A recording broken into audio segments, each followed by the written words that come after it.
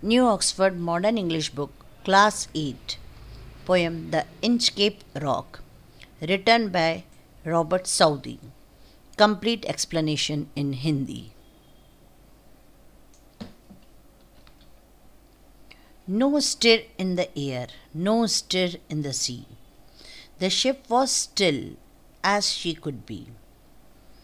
Her sail from heaven received no motion. Her keel was steady in the ocean. No stir in the air, यानी हवा में कुछ भी हवा नहीं चल रही थी, हवा में कोई मूवमेंट नहीं था, हवा का कहीं नहीं चलने को बोलते हैं no stir in the air.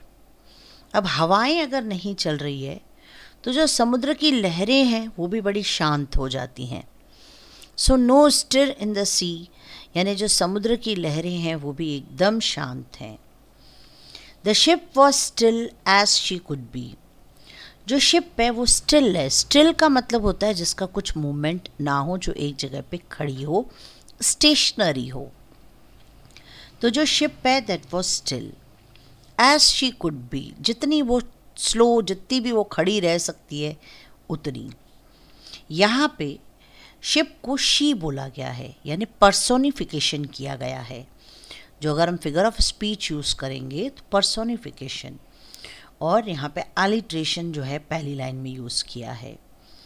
Her sail from heaven received no motion.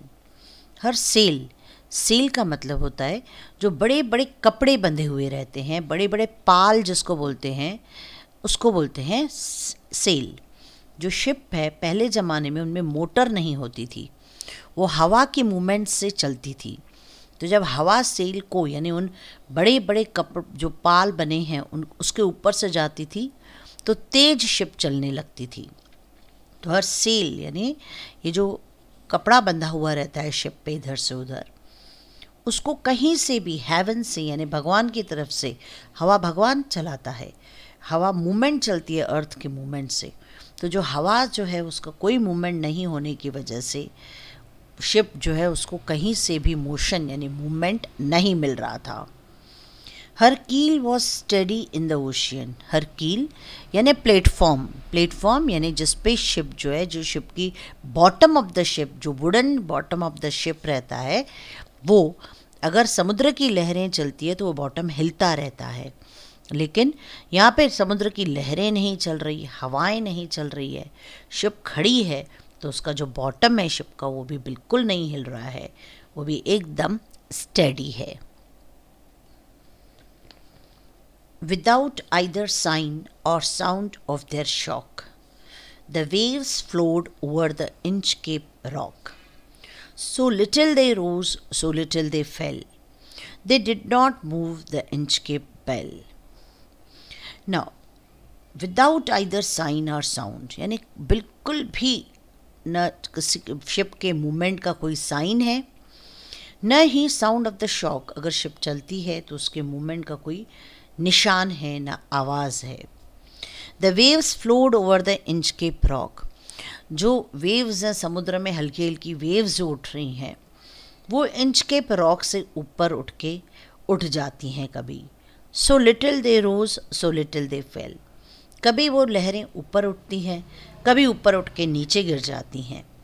They did not move the Inchcape bell, लेकिन वो इंचकेप बेल को नहीं हिला पा रही हैं, क्योंकि जो वेव्स है उनका जो मोशन है वो काफ़ी स्लो है, और जो स्लो वेव्स होती हैं उनमें उतनी ताकत नहीं होती, तो वो इंचकेप बेल को हिला भी नहीं पा रही हैं।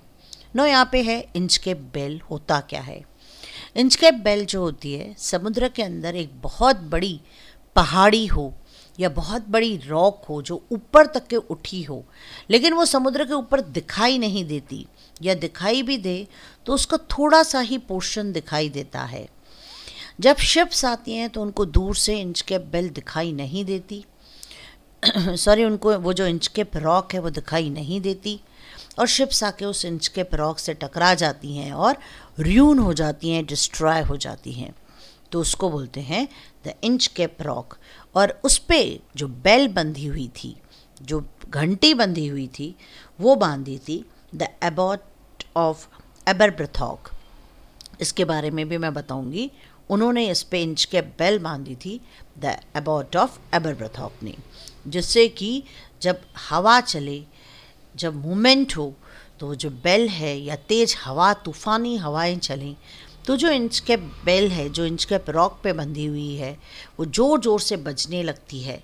और जो शिप सेलर हैं, जो शिप चलाते हैं, वो उस आवाज़ को सुन लेते हैं और उस रॉक के ऊपर से क्रॉस नहीं होते या अपना रास्ता बदलने की कोशिश करते हैं और डिस्ट्रॉय होने से बच जाते हैं। The abbot of Aberbrothock had placed the bell on the Inchcape Rock. On a buoy in the storm, it floated and swung, and over the waves its warning rung. When the rock was hit by the surge swell, the abbot of Aberbrothock कौन है? Abbot of Aberbrothock है a monk in 1300 who can see under the Inchcape Rock. ये एक संत हैं, एक महात्मा हैं जो दूसरों का भला करते हैं। 1300 ईयर में एक संत थे, एक महात्मा थे, एक बहुत अच्छे इंसान थे, जिसका नाम था एबॉट ऑफ एबरब्रथॉक। उनमें ये ताकत थी कि वो इंचकैप रॉक को देख पाएँ। उन्होंने ही इंचकैप रॉक के ऊपर इंचकैप बेल बांधी थी। Had place that bell on the Inchcape rock, उन्होंने बेल को प्रेस किया था, रखा था, बांधा था इंचकैप रॉक के ऊपर, जैसे कि जो दूसरी शिप्स हैं वो ड्र्यून ना हो, वो डिस्ट्रॉय ना हो और प्रॉपरली जा सकें, उस रास्ते को क्रॉस कर सकें।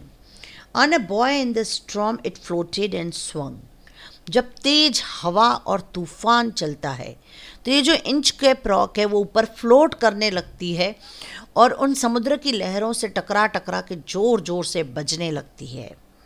And over the waves it's warning रंग, उसकी जो वार्निंग है कि यहाँ इंचकैप रॉक है, वो पूरी वार्निंग उस पूरे सी में फ्लोट होने लगती है, सुनाई देने लगती है।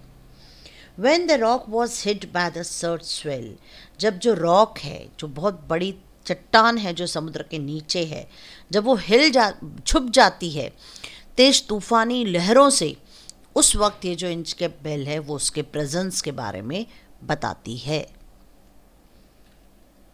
The mariners heard the warning bell, and then they knew the perilous rock, and they blessed the abbot of Aberbrothock. The sun in heaven was shining gay. The mariners जो शिप सेलर्स हैं, जो समुद्र में move करते हैं, उसको बोलते हैं mariners. Heard the warning bell, वो इस warning bell की आवाज़ सुनते हैं। And then they knew the perilous rock, और वो जानते हैं कि वो जो इंचकैप रॉक है वो कितनी डेंजरस है। पेरिलस मतलब dangerous. And blessed the abbot of Aberbrothok, और उस रॉक से बच जाने की वजह से, उस बेल की वजह से वो बच जाते हैं और अबॉट ऑफ एबरब्रथॉक को दुआएं देते हैं, उनको ब्लेस करते हैं। The sun in heaven was shiny के, जो एटमॉस्फियर है वो एकदम अच्छा है, डिलाइटफुल है, बहुत ही हैप्पी है। शाइनिंग डे यानी आसमान में सूरज चमक रहा है। All things were joyful on that day, the sea birds screamed as they wheeled around, and there was joyance in their sound. The buoy of the Inchcape bell was seen, a darker speck on the ocean green. मौसम बहुत बढ़िया है, atmosphere एकदम delightful है, खुश है। All things were joyful on that day, मौसम अच्छा होने की वजह से हर एक चीज़ जो है वो खुश है, अपनी खुशी दिखा रही है। द सी बर्ड्स स्क्रीम्ड, जो सी बर्ड्स हैं, जो समुद्र के ऊपर बर्ड्स उड़ती हैं, वो अपना गाना गाते हुए, चीखते हुए, चिल्लाते हुए उड़ रही हैं। एज दे व्हील्ड अराउंड, वो समुद्र के ऊपर गोल गोल चक्कर लगा रही हैं। And there joy was joyance in the sound, और इस मौसम में, इस एटमॉस्फेयर में उनकी जो खुशी है वो और बढ़ी हुई दिखाई दे रही है। The buoy of Inchcape bell was seen, और जो इंचकैप बेल है, यहाँ पे जो बॉय है BUOY, जिसको बॉय प्रोनाउंस किया जाता है, उसका मतलब होता है a large anchored float often equipped with lights और अ bell that serve as a guide or warning to ship। मतलब एक बहुत बड़ा कहीं किसी चीज़ से बंधी हुई, जैसे यहाँ पे इंचकैप रॉक से बंधी हुई एक रस्सी बोलो या फ्लोट, ऐसा कुछ बंधा हुआ है जो उससे बंध के फ्लोट होए, और उसके ऊपर कभी लाइट लगी हुई रहती है या बेल लगी हुई रहती है। और उसको हमने क्यों बांधते हैं? हम उसको इसलिए बांधते हैं कि it act as a warning, वो वार्निंग जैसे एक्ट हुए और जो भी शिप्स जा रही हैं उनको वो मदद कर सके, उनको डूबने ना दे। तो जो बॉय है यानी जो एंकर्ड बेल है ऑन द इंचकैप बेल जिसको हम बोलेंगे, दैट वॉज सीन, वो उस खुश मौसम में आराम से दिखाई दे रही है। The darker speck on the ocean green, जो आसमान है, जो समुद्र है, वो एकदम ग्रीन लग रहा है और उस पर वो इंचकैप बेल फ्लोट होती हुई क्लियरली दिखाई दे रही है। यहाँ जो ये जो पिक्चर है उस पिक्चर में ये इंचकैप रॉक को दिखाया गया है, जो कि जिसके ऊपर इंचकैप बेल है, और यहाँ पे राल्फ और रोवर दो जो नए किरदार इस पोएम में हैं उसको भी दिखाया गया है, जो कि दूरबीन से उस इंचकैप बेल को देख रहा है। और वहाँ पे जो बर्ड्स फ्लाई कर रहे हैं, ये जो बर्ड्स फ्लाई कर रहे हैं, ये जो बर्ड्स जो हैं ये बहुत अच्छे मौसम में गोल गोल समुद्र के चारों तरफ घूमते हैं, ये रिफ्लेक्ट कर रहा है। Sir Ralph and Rover walked his deck, and he fixed his eyes on the darker speck. He felt the cheering power of spring. It made him whistle, it made him sing. Sir Ralph और Rover जो हैं वो walked his deck, यानी वो अपनी deck से, अपनी ship से इस मौसम में देख रहे हैं, पूरे मौसम को वॉच कर रहे हैं। And he fixed his eye on the darker speck, और पूरे मौसम को, वो इतने खुशनुमा मौसम को देख रहे हैं और उनके दिमाग में कुछ चल रहा है। उनकी आँखें इस पूरी जगह पे लगी हुई है जहाँ पे इंचकैप बेल है। He felt the cheering power of spring, जो अच्छे मौसम की जो खुशी है उसको वो महसूस कर रहे हैं, उसको देख रहे हैं कि किस तरीके से पूरा मौसम खुशनुमा है। उस खुशनुमा मौसम में इट मेड हिम विसल, वो सीटी बजा रहे हैं, गाने गा रहे हैं, बहुत ही ज़्यादा खुश हैं। His heart was mirthful to excess, but the rover's mirth was wickedness. His eyes was on the inchcap float. Quoth he, my man, put out the boat, and row me to the inchcap rock, and I will plague the abbot of Aberbrothok. His heart was mirthful to excess. उसका जो दिल था बहुत खुशी से भरा हुआ था। मिर्थफुल यानी लाफ्टर, टू एक्सेस यानी अति खुश से भरा हुआ रहना, अति प्रसन्न होना, अति खुश होना अपनी किसी डिज़ायर को पाने की इच्छा में, वैसा वो खुश था। But the rover's mirth was wickedness, पर क्या उसकी खुशी सबकी खुशी में थी? नहीं। पर जो ये रोवर्स की मिर्थ यानी जो लाफ्टर है, वो एक विकेड था, एक क्रूअल था, वो इविल था, उनकी सोच बहुत गंदी थी। His eye was on inchcap float, उसकी जो आँखें थी वो उस मौसम में जिस चीज़ को देख रही थी वो थी इंचकैप और उसके ऊपर फ्लोट होने वाली बेल को। Quoth he, my men, put out the boat. Quoth मतलब said, he said, उसने क्या बोला? My men यानी उसके जो आदमी हैं जो नाव चला रहे हैं उनको बोला। Put out the boat, boat आगे बढ़ाओ। And row me, put boat निकालो और मुझे इंचकैप रॉक तक के ले चलो, और row me to the Inchcape rock, and I will plague the abbot of Aberbrothok, और मैं ट्रबल में डाल दूंगा, मैं मुश्किल में डाल दूंगा किसको? The abbot of Aberbrothok. Plague means trouble है यहाँ पे। The boat is lowered, the boatmen row, and to the Inchcape rock they go. Sir Rolf bent over the boat and he cut the bell from the inch-capped float. Down sunk the bell with a gurgling sound. उसकी deck से, उसकी ship से छोटी सी boat को नीचे लाया गया. The boat is lowered. Boatman उसके साथ आए. The boatman row. जो बोटमैन है वो उस बोट को चलाने लगे. And to the inch-capped rock they go. Boat चलाते चलाते वो इंच-कैप रॉक तक के गए. Sir Ralph bent over the boat. Sir Ralph जो हैं वो बोट पर से थोड़ा झुके. बेंट करना यानी झुकना. And he cut the bell from the Inchcape float. और जो इंच-कैप फ्लोट था, वो जो इंच-कैप जो रॉक का हिस्सा था जिसका पूरी पहाड़ी नीचे थी, उस पे जो बेल फ्लोट कर रही थी उसको उसने काट दिया. जैसे ही बेल कट गई तो वो समुद्र में नीचे डूबने लगी.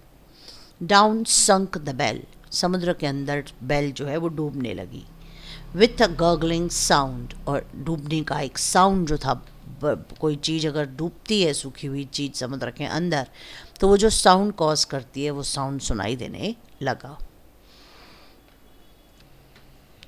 The bubbles rose and the burst around. जो हवा के बबल्स हैं वो नीचे से उठे और ऊपर आके बर्स्ट हो रहे थे और बेल नीचे चलते जा रही थी. Quoth Sir Ralph, the next who comes to the rock. Quoth means बोलना, said. Sir Ralph बोले. Sir Ralph quoth मतलब बोले. The next who comes to the rock. जो next इंसान इस रॉक के पास आएगा. Won't bless the abbot of Aberbrothock. वो बच नहीं पाएगा इस इंच कैप रॉक से और अबॉट ऑफ अबरब्रथॉक को दुआएं भी नहीं देगा. Sir Ralph the rover sailed away. और राल्फ और रोवर जो है वो शिप चलाते हुए आगे चल पड़े. He scoured the seas for many a days. वो सी को हर जगह पे सर्च करने लगे, ढूंढने लगे जो उनको चाहिए था. And now grown rich and plundered store. उन्होंने रास्ते पे कई जो शिप्स आई उनको लूटा, रॉब किया और वो बहुत अमीर और बहुत अमीर बन गए. And now grown rich with plundered store. उन्होंने जो लूट मार मचाई उससे वो बहुत रिच हो गए और उन्होंने बहुत सारा पैसा जमा कर लिया. बहुत रिच होके वो अपने घर की तरफ चल पड़े. He steers his course for Scotland shore. वो अपना रास्ता बनाए, वो रास्ता लेके चल पड़े. कहाँ? स्कॉटलैंड जाने की तरफ. So thick haze o'er spread the sky. और जब वो जा रहे थे तो उसी टाइम पे जो फॉग है, जो कोहरा है, पूरे आसमान पे छा गया. जो उस वक्त बिल्कुल ही मौसम जो है वो अचानक बदल गया. They can't see the sun on high. अब पहले जैसे खुशनुमा मौसम था, मौसम वैसा नहीं था. अब आसमान में सन नहीं चमक रहा था.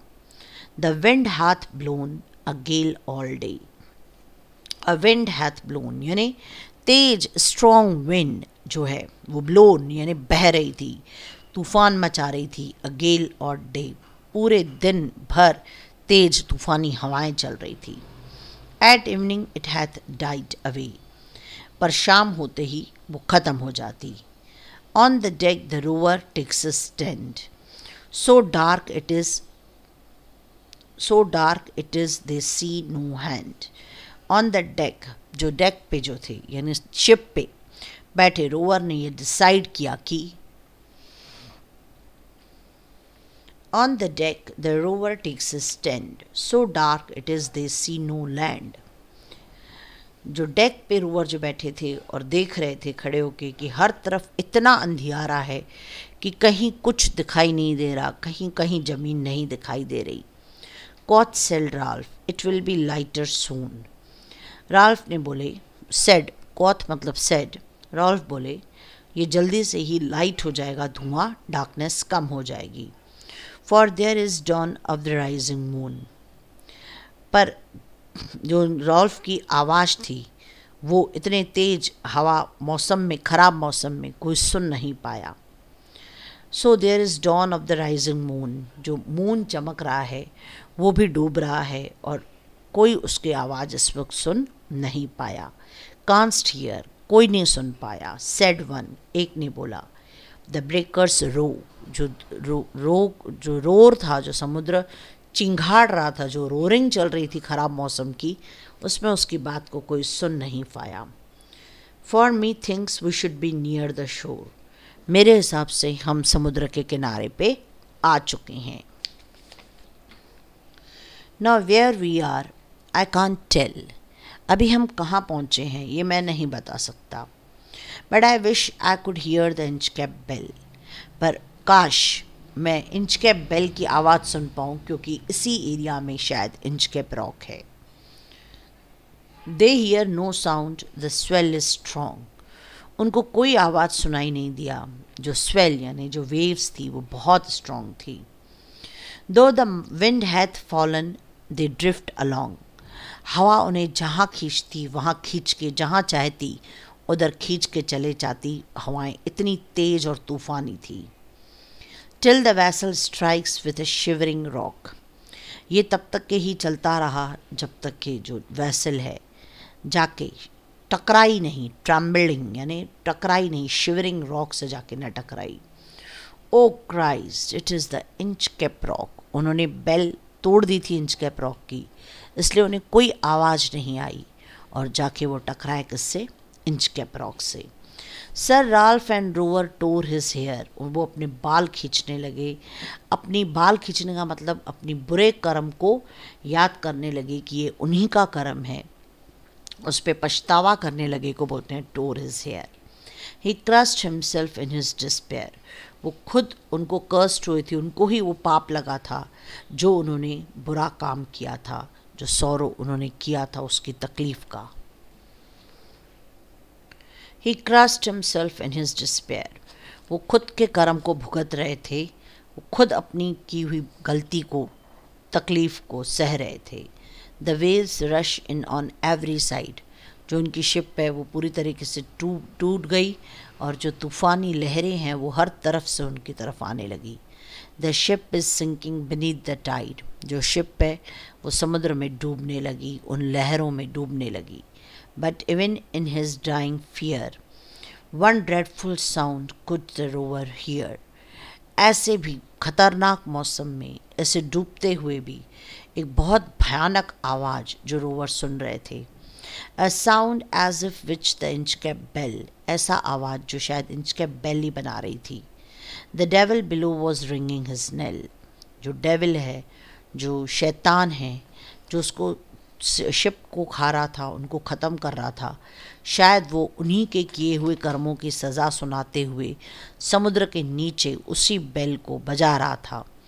उसी जगह पे उस बेल का आवाज़ उस रोवर को आ रहा था।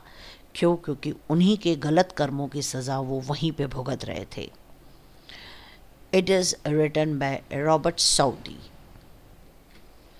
Robert Southey was born in Bristol and educated at Oxford University. उसके दूसरे भी फ्रेंड्स पोएट थे, जैसे Samuel Taylor Coleridge. He is generally considered a member of romantic movement and one of the Lake poets. जो Saudi था that was appointed the poet laureate in 1813. He wrote many poems including the narrative verse. His prose is now regarded more highly than his poetry. Southey wrote essays on the moral issues, biographies, volumes of history, and also edited other works.